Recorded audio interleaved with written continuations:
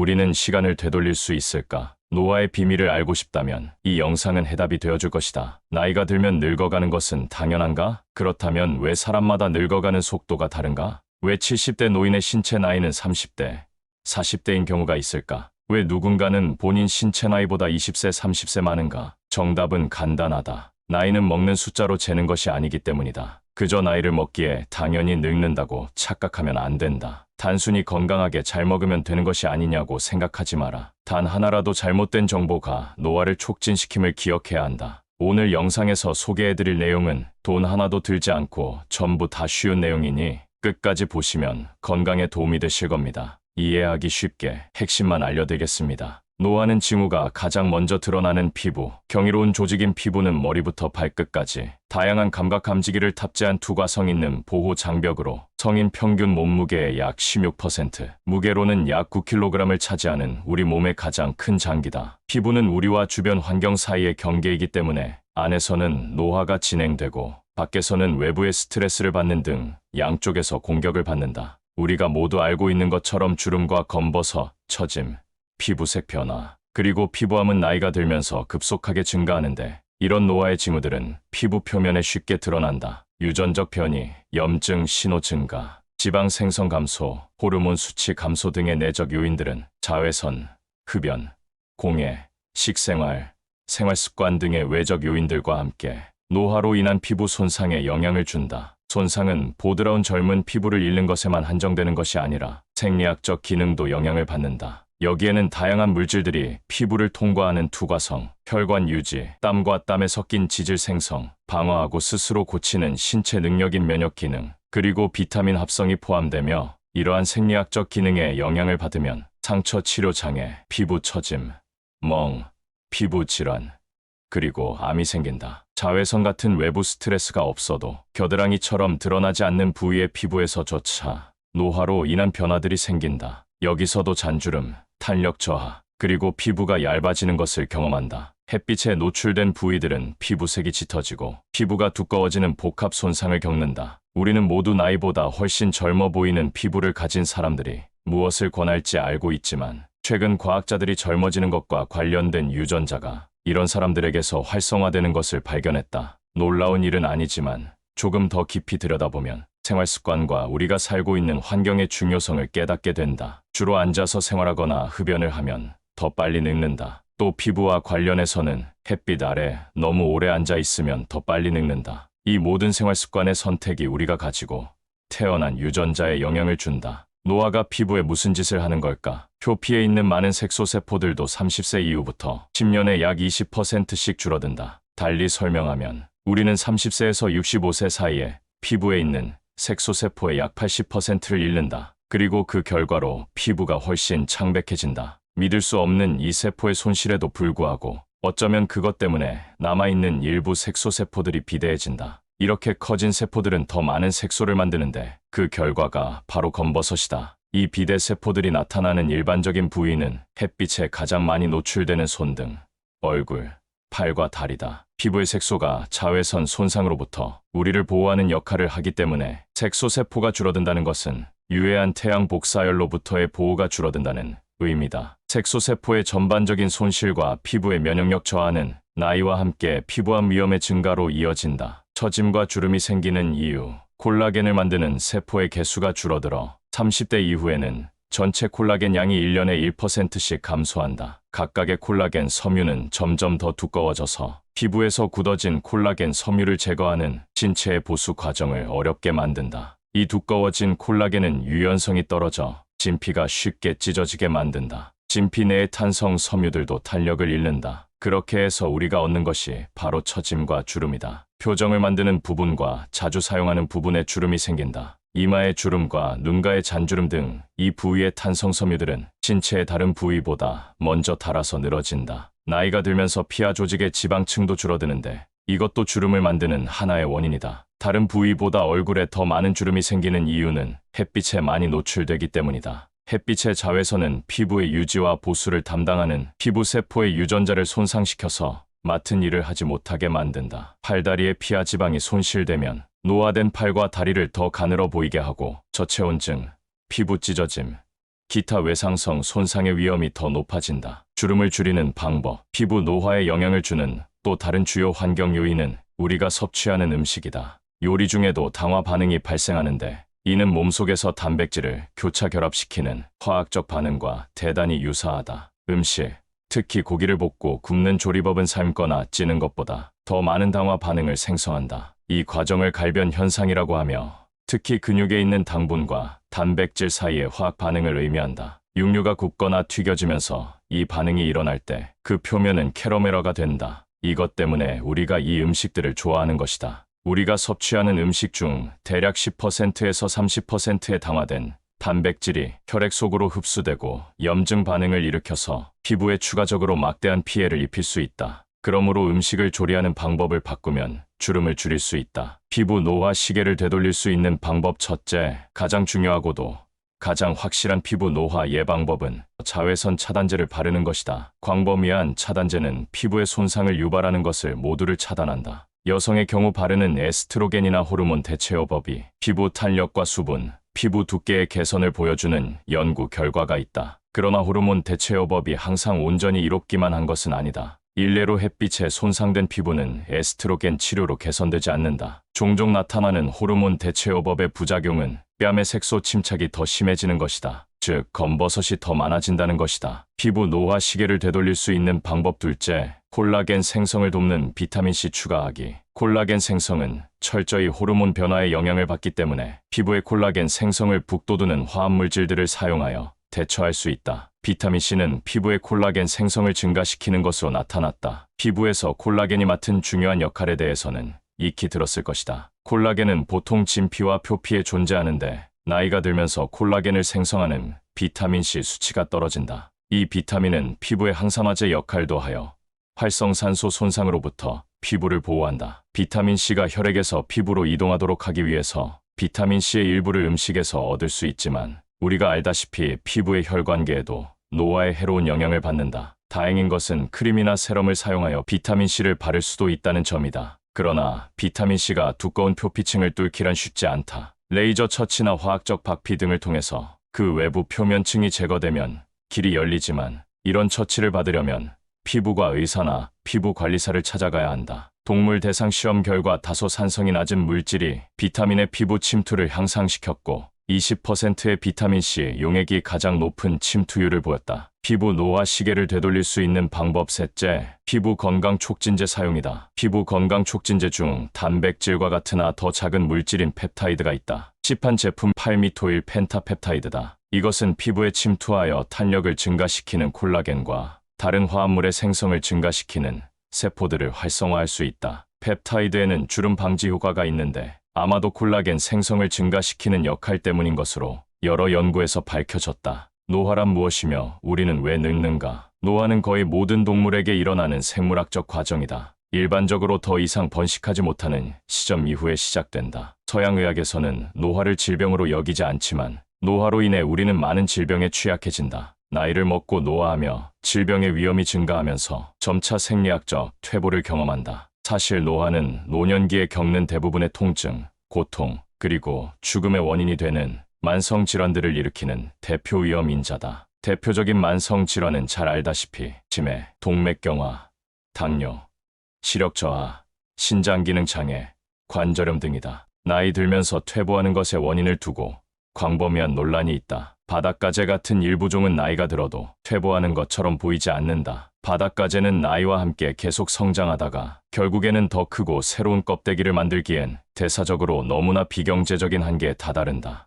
유충인 바닷가재 새끼는 모든 종류의 포식에 취약해서 어린 상태에서 죽는 비율이 매우 높다. 우리는 왜 바닷가재와 다르게 나이가 들면서 쇠퇴하는 것일까? 인간은 자동차와 같기 때문이라고 말하고 싶다. 연식이 오래되면 아무리 정기적으로 검사하고 관리해도 결국엔 망가지거나 낡아지는 자동차 말이다. 그러나 한편으론 시간과 함께 쇠퇴하는 복잡한 시스템이라는 점에서는 우리가 자동차와 비슷하지만 우리에게 회복과 유지 관리 시스템이 장착되어 있다는 점에서는 자동차와 다르다. 물론 인간이 훨씬 더 이해하기 어려운 존재이긴 하다. 우리는 끊임없이 세포를 교체하고 세포를 구성하는 분자들을 확인하고 재건한다. 자동차로 표현하자면 공장에서 출하될 때 장착된 타이어나 벨트가 낡는 동시에 새로운 타이어와 벨트가 계속 만들어지는 것이다. 유감스럽게도 이 회복 시스템 역시 나이와 함께 쇠퇴한다. 동물 실험으로 알게 된 건강 수명 연장 방법. 쥐처럼 작고 연약한 동물은 수많은 포식자와 부족한 자원으로 인해 위험한 생활 방식을 갖고 있다. 이러한 종에서 자연 선택은 빠른 생애를 선호한다. 쥐는 자신의 유전자를 남기기 위해 일찍부터 그리고 자주 번식해야 한다는 뜻이다. 쥐의 유전자는 장수를 신경 쓰지 않는다. 사람이나 코끼리,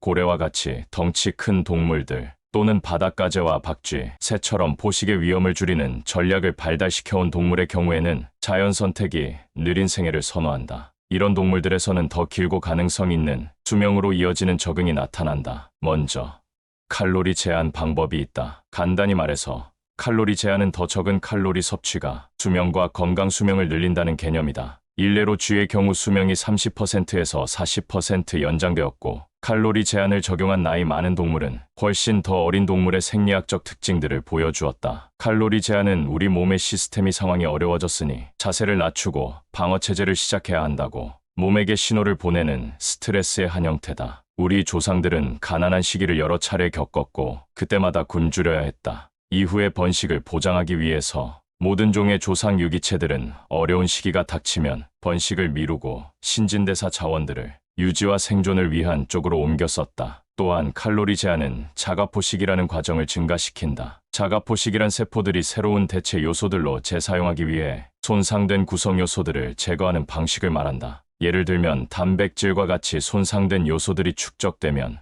마치 가정의 지하실에 쌓이는 쓰레기처럼 노화에 관련된 쇠퇴와 다른 신체 조직의 손상을 가져올 수 있다. 자가포식이 늘어나면 노화 과정 중 이렇게 축적되는 것을 줄여주고 수명을 늘려줄 수도 있다. 건강을 유지하는 가장 효과적이고 실행 가능한 방법. 나이가 들면서 우리 몸에 생기는 모든 일들이 버겁게 느껴질 수도 있을 것이다. 죽음은 피할 수 없지만 좋지 않은 건강 상태는 대체적으로 피할 수 있다. 물론 특정 질병의 위험을 겪게 만드는 유전자가 많긴 하지만 건강한 상태를 유지할 더 나은 가능성을 만들어주는 유익한 유전자도 있다. 어떤 상태든지 우리가 먹는 음식과 우리가 유지하는 수면 시간, 그리고 우리가 받는 스트레스 수치를 포함한 환경이 유전자의 작용에 영향을 준다. 오랜 기간에 걸쳐 나타나는 결실을 향상시키기 위해 우리가 할 수 있는 일들은 많다. 그중 일부는 우리 유전자에 영향을 주겠지만 대부분은 특정 신체 시스템에 작용하여 보다 직접적인 효과를 가져다 준다. 그 효과가 우리 수명을 연장시키는 것이기도 하지만 나의 보잘것없는 견해로 보건대 무엇보다 중요한 효과는 우리 삶의 건강 수명, 즉 건강한 상태로 사는 혜택을 제공한다는 점이다. 우리가 할 수 있는 많은 일을 이미 소개했는데 이번에는 그 내용들을 한데 모아 입증 자료와 함께 우리가 할 수 있는 가장 효과적인 방법들을 검토하겠다. 생활습관 개선이 보조제나 약 없이 우리가 할 수 있는 해결책이다. 가장 잘 알려진 행동적 조정 방법은 칼로리 또는 식이 제한과 운동이다. 이 두 가지는 비교적 비용이 적게 들고 건강 수명을 그리고 어쩌면 수명까지 바꾸는데 가장 효과가 크다. 그러나 모든 선진국의 경우에서 보듯 대부분의 사람이 원하는 효과를 얻기에 가장 어려운 방법일 수도 있다. 그래서 이 두 방법과 똑같은 효과를 얻을 수 있는 약이나 김을 찾는 것이다. 칼로리 제한은 영양실조를 일으키거나 필수 영양소를 줄이지 않으면서 섭취하는 칼로리를 줄이는 방법이다. 줄인다는 말은 상대적인 말이라서 개인의 섭취 또는 비슷한 체형을 가진 평균적인 사람의 섭취에 비례하여 그 의미가 정해질 수 있다. 칼로리 제한은 다양한 동물 실험 분야에서 건강 수명과 수명을 연장하기 위해 가장 많이 연구되고 있으며 그것을 찾기 위한 연구 중 가장 강력한 비약물성 조정 방법이다. 이 연구들의 경우 피실험 동물이 자유롭게 먹는 양에 비해 보통 30%가량을 적게 제공했다. 효모균과 초파리, 선충의 경우 칼로리 제한이 수명을 200% 연장시켰는데 이것은 일반적인 수명의 두세 배에 해당하는 것이다. 또한 이 동물들은 그 기간 내내 더 건강한 상태를 유지했다. 일부 쥐들에게서는 칼로리 제한으로 수명이 50% 연장되었고 비만, 이형 당뇨병, 암, 심장병, 신경퇴행성 질환, 그리고 일부 자가면역 질환 등의 여러 만성 질환들을 막거나 발병 시기를 늦추었다. 일반적으로 사람이나 다른 영장류보다 더 작은 동물들에게서 칼로리 제한에 의한 수명 연장 효과가 나타난다. 이는 진화적 측면에서 일리가 있다. 야생에서 보통 1년 미만인 쥐의 수명이 기근의 계절에 영향을 받는 비중을 생각해보자. 그렇다. 아주 크다. 그렇다면 두 장에서 다뤘던 것처럼 수명 연장을 위한 주요 진화적 추동력이 그 동물의 번식기를 늘리는 것임을 떠올려보자. 힘든 여름철을 보내며 굶은 쥐는 번식하기 위해서 최소한 몇 개월 또는 50%까지 수명을 늘려야 한다. 사람의 경우 힘들게 보낸 여름 한철은 우리 조상들의 평균 수명이었을 30년 수명에서 큰 비중이 아니기 때문에 쥐가 누리는 만큼의 이득을 기대할 수는 없지만 건강 수명은 연장할 수 있다. 영장류인 원숭이를 대상으로 칼로리 제한의 장점을 보여주는 장기 연구 두 가지가 있다. 사람과 마찬가지로 영장류에게도 당뇨병, 심혈관계 질환, 근육 감소증, 뼈 손실, 면역 기능의 변화, 인지 능력 감소 등 노화와 관련된 질병들이 생긴다. 두 연구 모두 내겐 끔찍하게 보이는 식단을 사용했지만 칼로리를 제한한 원숭이들이 원하는 만큼 먹었던 비교군에 비해 더 오래 그리고 더 건강하게 살았다. 이 연구들과 다른 몇몇 영장류 연구들이 다른 연령의 동물들을 대상으로 실험을 진행했고 중간에 실험 방법들도 바꾸었기 때문에 칼로리를 제한했던 원숭이들이 얼마나 더 오래 살았는지 말하기는 어렵지만 칼로리 제한으로 향상된 건강은 대단했다. 두 연구 모두 칼로리를 낮추자 심장병 같은 노화에 의한 질환들이 50%까지 줄어들었다. 그렇다면 사람의 경우는 어떨까? 칼로리 감소는 아마 인간 역사의 큰 부분을 차지하는 규범이었겠지만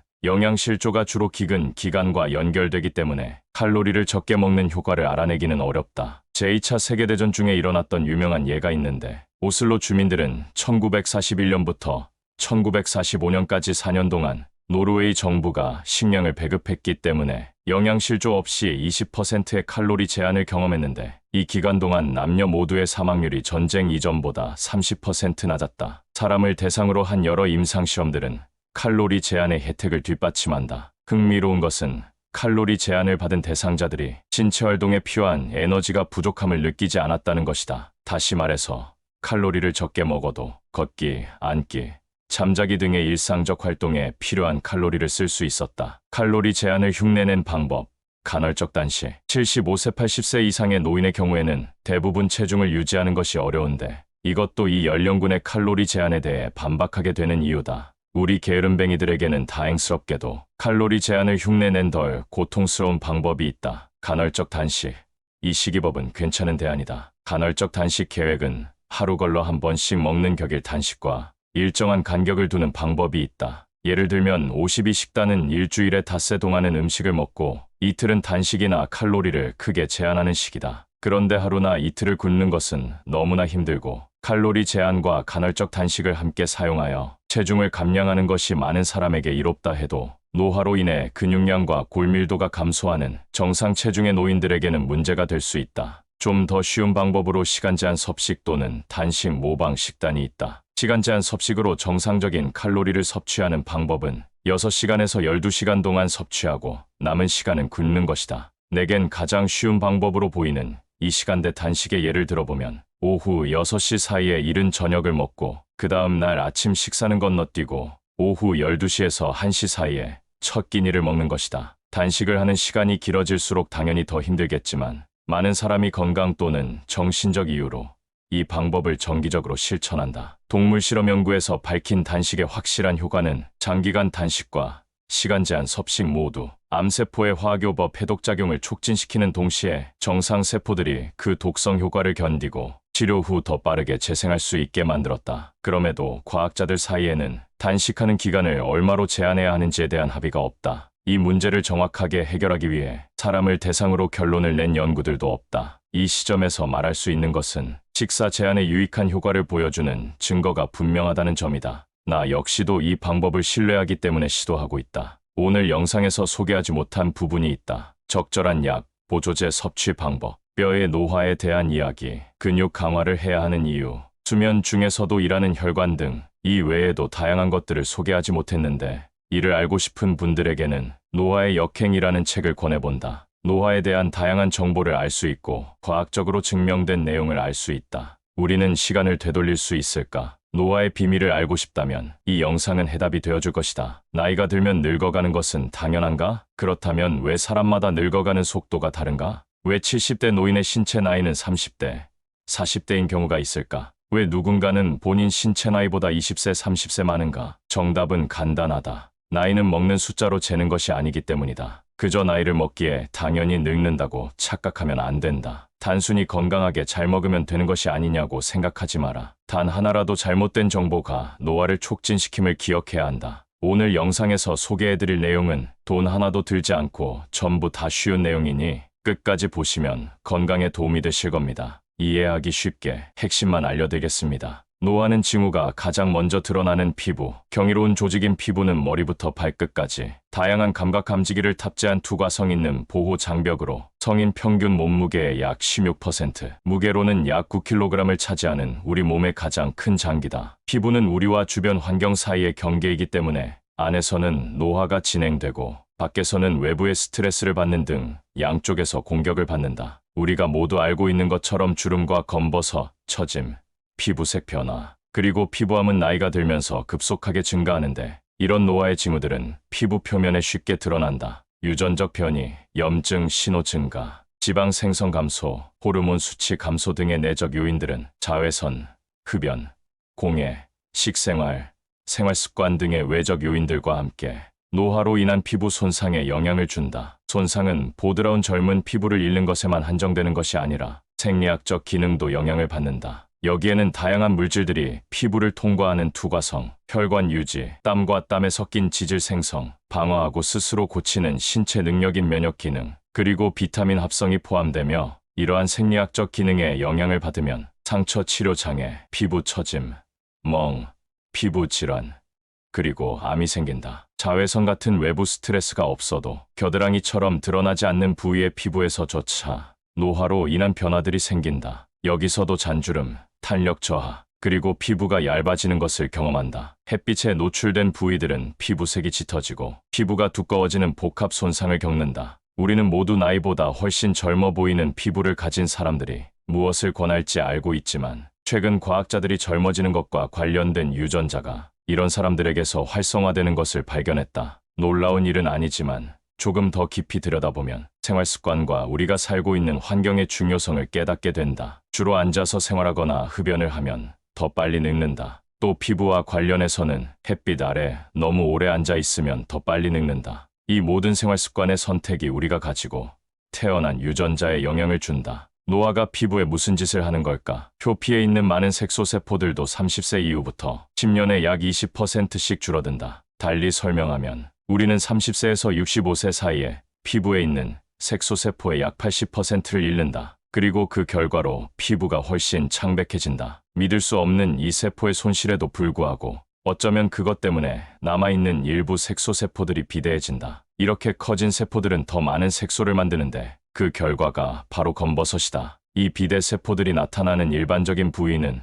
햇빛에 가장 많이 노출되는 손등, 얼굴, 팔과 다리다. 피부의 색소가 자외선 손상으로부터 우리를 보호하는 역할을 하기 때문에 색소세포가 줄어든다는 것은 유해한 태양 복사열로부터의 보호가 줄어든다는 의미다. 색소세포의 전반적인 손실과 피부의 면역력 저하는 나이와 함께 피부암 위험의 증가로 이어진다. 처짐과 주름이 생기는 이유, 콜라겐을 만드는 세포의 개수가 줄어들어 30대 이후에는 전체 콜라겐 양이 1년에 1%씩 감소한다. 각각의 콜라겐 섬유는 점점 더 두꺼워져서 피부에서 굳어진 콜라겐 섬유를 제거하는 신체의 보수 과정을 어렵게 만든다. 이 두꺼워진 콜라겐은 유연성이 떨어져 진피가 쉽게 찢어지게 만든다. 진피 내의 탄성 섬유들도 탄력을 잃는다. 그렇게 해서 우리가 얻는 것이 바로 처짐과 주름이다. 표정을 만드는 부분과 자주 사용하는 부분에 주름이 생긴다. 이마의 주름과 눈가의 잔주름 등 이 부위의 탄성 섬유들은 신체의 다른 부위보다 먼저 닳아서 늘어진다. 나이가 들면서 피하 조직의 지방층도 줄어드는데 이것도 주름을 만드는 하나의 원인이다. 다른 부위보다 얼굴에 더 많은 주름이 생기는 이유는 햇빛에 많이 노출되기 때문이다. 햇빛의 자외선은 피부의 유지와 보수를 담당하는 피부 세포의 유전자를 손상시켜서 맡은 일을 하지 못하게 만든다. 팔다리의 피하 지방이 손실되면 노화된 팔과 다리를 더 가늘어 보이게 하고 저체온증, 피부 찢어짐, 기타 외상성 손상의 위험이 더 높아진다. 주름을 줄이는 방법, 피부 노화에 영향을 주는 또 다른 주요 환경 요인은 우리가 섭취하는 음식이다. 요리 중에도 당화 반응이 발생하는데 이는 몸속에서 단백질을 교차 결합시키는 화학적 반응과 대단히 유사하다. 음식, 특히 고기를 볶고 굽는 조리법은 삶거나 찌는 것보다 더 많은 당화 반응을 생성한다. 이 과정을 갈변 현상이라고 하며 특히 근육에 있는 당분과 단백질 사이의 화학 반응을 의미한다. 육류가 굽거나 튀겨지면서 이 반응이 일어날 때 그 표면은 캐러멜화가 된다. 이것 때문에 우리가 이 음식들을 좋아하는 것이다. 우리가 섭취하는 음식 중 대략 10%에서 30%의 당화된 단백질이 혈액 속으로 흡수되고 염증 반응을 일으켜서 피부에 추가적으로 막대한 피해를 입힐 수 있다. 그러므로 음식을 조리하는 방법을 바꾸면 주름을 줄일 수 있다. 피부 노화 시계를 되돌릴 수 있는 방법 첫째, 가장 중요하고도 가장 확실한 피부 노화 예방법은 자외선 차단제를 바르는 것이다. 광범위한 차단제는 피부의 손상을 유발하는 것을 모두를 차단한다. 여성의 경우 바르는 에스트로겐이나 호르몬 대체요법이 피부 탄력과 수분, 피부 두께의 개선을 보여주는 연구 결과가 있다. 그러나 호르몬 대체요법이 항상 온전히 이롭기만 한 것은 아니다. 일례로 햇빛에 손상된 피부는 에스트로겐 치료로 개선되지 않는다. 종종 나타나는 호르몬 대체요법의 부작용은 뺨의 색소 침착이 더 심해지는 것이다. 즉, 검버섯이 더 많아진다는 것이다. 피부 노화 시계를 되돌릴 수 있는 방법 둘째, 콜라겐 생성을 돕는 비타민C 추가하기. 콜라겐 생성은 철저히 호르몬 변화에 영향을 받기 때문에 피부의 콜라겐 생성을 북돋우는 화합물질들을 사용하여 대처할 수 있다. 비타민C는 피부의 콜라겐 생성을 증가시키는 것으로 나타났다. 피부에서 콜라겐이 맡은 중요한 역할에 대해서는 익히 들었을 것이다. 콜라겐은 보통 진피와 표피에 존재하는데 나이가 들면서 콜라겐을 생성하는 비타민C 수치가 떨어진다. 이 비타민은 피부의 항산화제 역할도 하여 활성산소 손상으로부터 피부를 보호한다. 비타민C가 혈액에서 피부로 이동하도록 하기 위해서 비타민C의 일부를 음식에서 얻을 수 있지만 우리가 알다시피 피부의 혈관계에도 노화에 해로운 영향을 받는다. 다행인 것은 크림이나 세럼을 사용하여 비타민C를 바를 수도 있다는 점이다. 그러나 비타민C가 두꺼운 표피층을 뚫기란 쉽지 않다. 레이저 처치나 화학적 박피 등을 통해서 그 외부 표면층이 제거되면 길이 열리지만 이런 처치를 받으려면 피부과 의사나 피부관리사를 찾아가야 한다. 동물 대상 시험 결과 다소 산성이 낮은 물질이 비타민의 피부 침투를 향상시켰고 20%의 비타민C 용액이 가장 높은 침투율을 보였다. 피부 노화 시계를 되돌릴 수 있는 방법 셋째, 피부 건강 촉진제 사용이다. 피부 건강 촉진제 중 단백질과 같으나 더 작은 물질인 펩타이드가 있다. 시판 제품 팔미토일 펜타펩타이드다. 이것은 피부에 침투하여 탄력을 증가시키는 콜라겐과 다른 화합물의 생성을 증가시키는 세포들을 활성화할 수 있다. 펩타이드에는 주름 방지 효과가 있는데 아마도 콜라겐 생성을 증가시키는 역할 때문인 것으로 여러 연구에서 밝혀졌다. 노화란 무엇이며 우리는 왜 늙는가? 노화는 거의 모든 동물에게 일어나는 생물학적 과정이다. 일반적으로 더 이상 번식하지 못하는 시점 이후에 시작된다. 서양의학에서는 노화를 질병으로 여기지 않지만 노화로 인해 우리는 많은 질병에 취약해진다. 나이를 먹고 노화하며 질병의 위험이 증가하면서 점차 생리학적 퇴보를 경험한다. 사실 노화는 노년기에 겪는 대부분의 통증, 고통, 그리고 죽음의 원인이 되는 만성 질환들을 일으키는 대표 위험 인자다. 대표적인 만성 질환은 잘 알다시피 치매, 동맥경화, 당뇨, 시력 저하, 신장 기능 장애, 관절염 등이다. 나이 들면서 퇴보하는 것의 원인을 두고 광범위한 논란이 있다. 바닷가재 같은 일부 종은 나이가 들어도 퇴보하는 것처럼 보이지 않는다. 바닷가재는 나이와 함께 계속 성장하다가 결국에는 더 크고 새로운 껍데기를 만들기엔 대사적으로 너무나 비경제적인 한계에 다다른다. 유충인 바닷가재 새끼는 모든 종류의 포식에 취약해서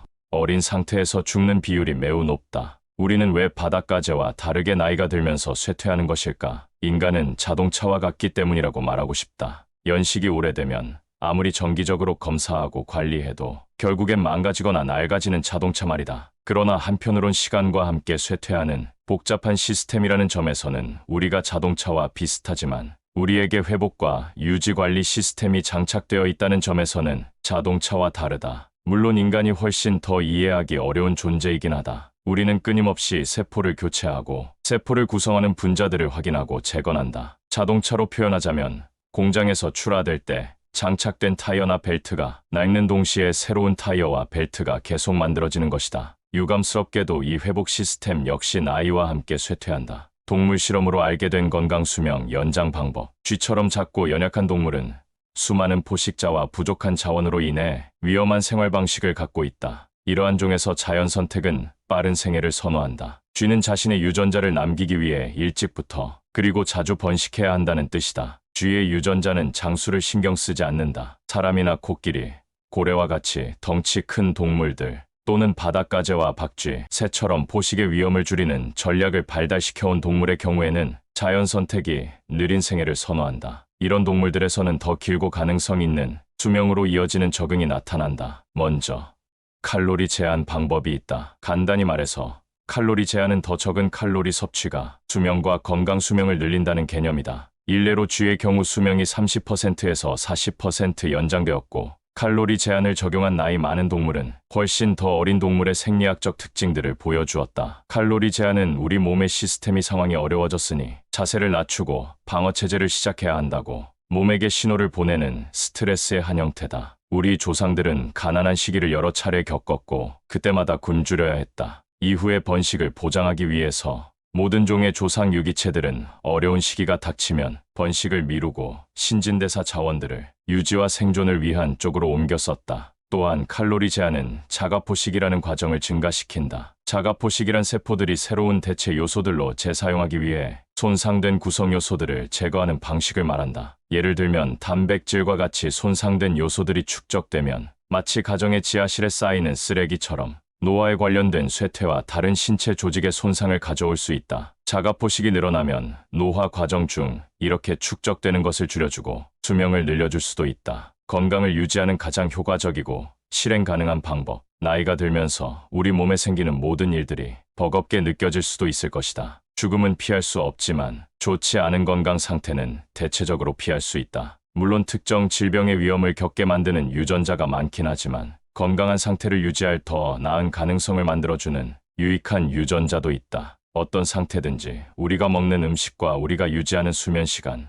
그리고 우리가 받는 스트레스 수치를 포함한 환경이 유전자의 작용에 영향을 준다. 오랜 기간에 걸쳐 나타나는 결실을 향상시키기 위해 우리가 할 수 있는 일들은 많다. 그중 일부는 우리 유전자에 영향을 주겠지만 대부분은 특정 신체 시스템에 작용하여 보다 직접적인 효과를 가져다 준다. 그 효과가 우리 수명을 연장시키는 것이기도 하지만 나의 보잘것없는 견해로 보건대 무엇보다 중요한 효과는 우리 삶의 건강 수명, 즉 건강한 상태로 사는 혜택을 제공한다는 점이다. 우리가 할 수 있는 많은 일을 이미 소개했는데 이번에는 그 내용들을 한데 모아 입증 자료와 함께 우리가 할 수 있는 가장 효과적인 방법들을 검토하겠다. 생활습관 개선이 보조제나 약 없이 우리가 할 수 있는 해결책이다. 가장 잘 알려진 행동적 조정 방법은 칼로리 또는 식이 제한과 운동이다. 이 두 가지는 비교적 비용이 적게 들고 건강 수명을 그리고 어쩌면 수명까지 바꾸는데 가장 효과가 크다. 그러나 모든 선진국의 경우에서 보듯 대부분의 사람이 원하는 효과를 얻기에 가장 어려운 방법일 수도 있다. 그래서 이 두 방법과 똑같은 효과를 얻을 수 있는 약이나 김을 찾는 것이다. 칼로리 제한은 영양실조를 일으키거나 필수 영양소를 줄이지 않으면서 섭취하는 칼로리를 줄이는 방법이다. 줄인다는 말은 상대적인 말이라서 개인의 섭취 또는 비슷한 체형을 가진 평균적인 사람의 섭취에 비례하여 그 의미가 정해질 수 있다. 칼로리 제한은 다양한 동물 실험 분야에서 건강 수명과 수명을 연장하기 위해 가장 많이 연구되고 있으며 그것을 찾기 위한 연구 중 가장 강력한 비약물성 조정 방법이다. 이 연구들의 경우 피실험 동물이 자유롭게 먹는 양에 비해 보통 30%가량을 적게 제공했다. 효모균과 초파리, 선충의 경우 칼로리 제한이 수명을 200% 연장시켰는데 이것은 일반적인 수명의 두세 배에 해당하는 것이다. 또한 이 동물들은 그 기간 내내 더 건강한 상태를 유지했다. 일부 쥐들에게서는 칼로리 제한으로 수명이 50% 연장되었고 비만, 이형 당뇨병, 암, 심장병, 신경퇴행성 질환, 그리고 일부 자가면역 질환 등의 여러 만성 질환들을 막거나 발병 시기를 늦추었다. 일반적으로 사람이나 다른 영장류보다 더 작은 동물들에게서 칼로리 제한에 의한 수명 연장 효과가 나타난다. 이는 진화적 측면에서 일리가 있다. 야생에서 보통 1년 미만인 쥐의 수명이 기근의 계절에 영향을 받는 비중을 생각해보자. 그렇다. 아주 크다. 그렇다면 두 장에서 다뤘던 것처럼 수명 연장을 위한 주요 진화적 추동력이 그 동물의 번식기를 늘리는 것임을 떠올려보자. 힘든 여름철을 보내며 굶은 쥐는 번식하기 위해서 최소한 몇 개월 또는 50%까지 수명을 늘려야 한다. 사람의 경우 힘들게 보낸 여름 한철은 우리 조상들의 평균 수명이었을 30년 수명에서 큰 비중이 아니기 때문에 쥐가 누리는 만큼의 이득을 기대할 수는 없지만 건강 수명은 연장할 수 있다. 영장류인 원숭이를 대상으로 칼로리 제한의 장점을 보여주는 장기 연구 두 가지가 있다. 사람과 마찬가지로 영장류에게도 당뇨병, 심혈관계 질환, 근육감소증, 뼈 손실, 면역 기능의 변화, 인지 능력 감소 등 노화와 관련된 질병들이 생긴다. 두 연구 모두 내겐 끔찍하게 보이는 식단을 사용했지만 칼로리를 제한한 원숭이들이 원하는 만큼 먹었던 비교군에 비해 더 오래 그리고 더 건강하게 살았다. 이 연구들과 다른 몇몇 영장류 연구들이 다른 연령의 동물들을 대상으로 실험을 진행했고 중간에 실험 방법들도 바꾸었기 때문에 칼로리를 제한했던 원숭이들이 얼마나 더 오래 살았는지 말하기는 어렵지만 칼로리 제한으로 향상된 건강은 대단했다. 두 연구 모두 칼로리를 낮추자 심장병 같은 노화에 의한 질환들이 50%까지 줄어들었다. 그렇다면 사람의 경우는 어떨까? 칼로리 감소는 아마 인간 역사의 큰 부분을 차지하는 규범이었겠지만 영양실조가 주로 기근, 기관과 연결되기 때문에 칼로리를 적게 먹는 효과를 알아내기는 어렵다. 제2차 세계대전 중에 일어났던 유명한 예가 있는데 오슬로 주민들은 1941년부터 1945년까지 4년 동안 노르웨이 정부가 식량을 배급했기 때문에 영양실조 없이 20%의 칼로리 제한을 경험했는데 이 기간 동안 남녀 모두의 사망률이 전쟁 이전보다 30% 낮았다. 사람을 대상으로 한 여러 임상시험들은 칼로리 제한의 혜택을 뒷받침한다. 흥미로운 것은 칼로리 제한을 받은 대상자들이 신체 활동에 필요한 에너지가 부족함을 느끼지 않았다는 것이다. 다시 말해서 칼로리를 적게 먹어도 걷기, 앉기, 잠자기 등의 일상적 활동에 필요한 칼로리를 쓸 수 있었다. 칼로리 제한을 흉내낸 방법. 간헐적 단식. 75세 80세 이상의 노인의 경우에는 대부분 체중을 유지하는 것이 어려운데 이것도 이 연령군의 칼로리 제한에 대해 반박하게 되는 이유다. 우리 게으름뱅이들에게는 다행스럽게도 칼로리 제한을 흉내낸 덜 고통스러운 방법이 있다. 간헐적 단식. 이 식이법은 괜찮은 대안이다. 간헐적 단식 계획은 하루 걸러 한 번씩 먹는 격일 단식과 일정한 간격을 두는 방법이 있다. 예를 들면 52식단은 일주일에 닷새 동안은 음식을 먹고 이틀은 단식이나 칼로리를 크게 제한하는 식이다. 그런데 하루나 이틀을 굶는 것은 너무나 힘들고 칼로리 제한과 간헐적 단식을 함께 사용하여 체중을 감량하는 것이 많은 사람에게 이롭다 해도 노화로 인해 근육량과 골밀도가 감소하는 정상 체중의 노인들에게는 문제가 될 수 있다. 좀 더 쉬운 방법으로 시간 제한 섭식 또는 단식 모방 식단이 있다. 시간 제한 섭식으로 정상적인 칼로리를 섭취하는 방법은 6시간에서 12시간 동안 섭취하고 남은 시간은 굶는 것이다. 내겐 가장 쉬운 방법으로 보이는 이 시간대 단식의 예를 들어보면 오후 6시 사이에 이른 저녁을 먹고 그 다음 날 아침 식사는 건너뛰고 오후 12시에서 1시 사이에 첫 끼니를 먹는 것이다. 단식을 하는 시간이 길어질수록 당연히 더 힘들겠지만 많은 사람이 건강 또는 정신적 이유로 이 방법을 정기적으로 실천한다. 동물 실험 연구에서 밝힌 단식의 확실한 효과는 장기간 단식과 시간 제한 섭식 모두 암세포의 화학요법 해독작용을 촉진시키는 동시에 정상세포들이 그 독성 효과를 견디고 치료 후 더 빠르게 재생할 수 있게 만들었다. 그럼에도 과학자들 사이에는 단식하는 기간을 얼마로 제한해야 하는지에 대한 합의가 없다. 이 문제를 정확하게 해결하기 위해 사람을 대상으로 결론을 낸 연구들도 없다. 이 시점에서 말할 수 있는 것은 식사 제한에 유익한 효과를 보여주는 증거가 분명하다는 점이다. 나 역시도 이 방법을 신뢰하기 때문에 시도하고 있다. 오늘 영상에서 소개하지 못한 부분이 있다. 적절한 약, 보조제 섭취 방법, 뼈의 노화에 대한 이야기, 근육 강화를 해야 하는 이유, 수면 중에서도 일하는 혈관 등 이 외에도 다양한 것들을 소개하지 못했는데 이를 알고 싶은 분들에게는 노화의 역행이라는 책을 권해본다. 노화에 대한 다양한 정보를 알 수 있고 과학적으로 증명된 내용을 알 수 있다.